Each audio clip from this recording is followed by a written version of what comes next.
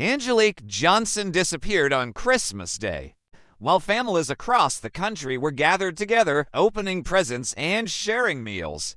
While phones were lighting up with holiday messages and well wishes, Angelique was vanishing. And what's even more disturbing is that she wasn't the only one. This is the unsettling story of Angelique Johnson's disappearance, a case that unfolded during the peak of the holiday season in a county already on high alert.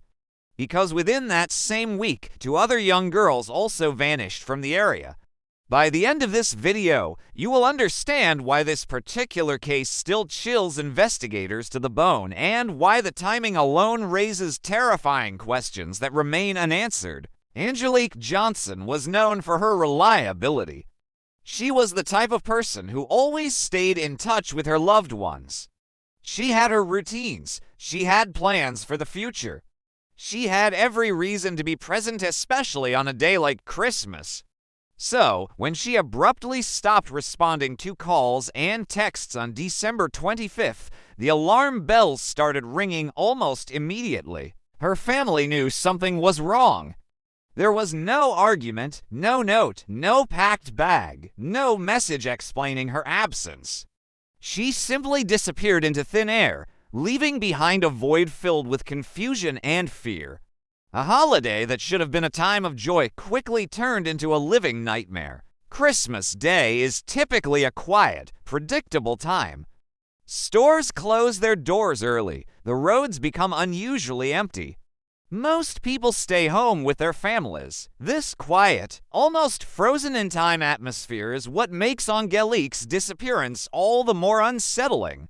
Where could she have gone when the world had seemingly shut down for the day? Investigators immediately began the difficult task of reconstructing her last known movements, but the timeline was fractured and confusing. They interviewed friends, family, and anyone who might have seen her. The accounts were conflicting.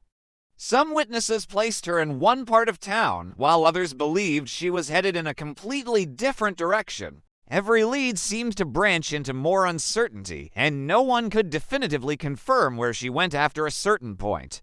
It was as if she walked to the edge of a map and just fell off. Her cell phone activity became a critical focus for the investigation. In today's world, our phones are our digital footprints, leaving a trail of our movements and communications. But Angelique's trail went cold. At some point on Christmas Day, it just stopped. There was no final call made, no last text message sent that could offer a clue. The phone's last known location was not precise enough to narrow down a search area.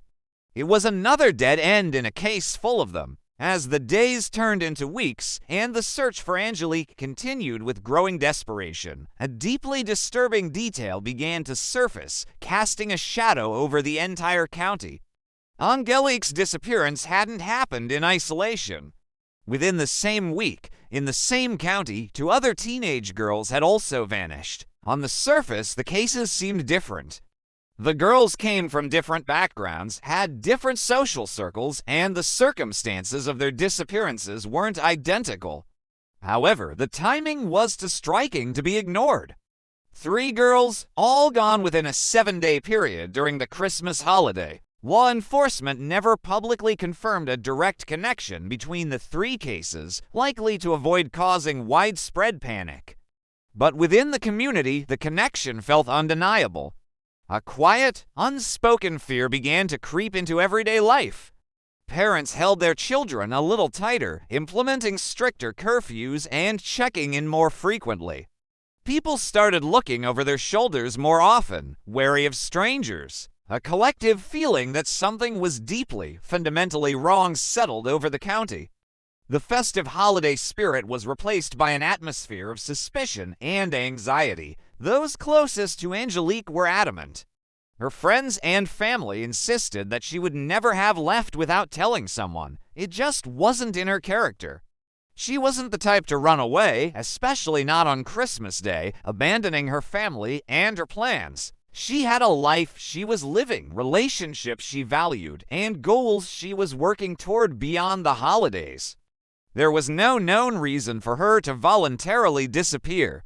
This brings us to the central, haunting question that still hangs over this case. If Angelique didn't leave on her own, what or who stopped her from coming home? Was she a victim of a random act, or was something far more calculated at play? Her case remains open, a cold file sitting in a detective's drawer. There have been no credible sightings of her. None of her personal items have ever been recovered.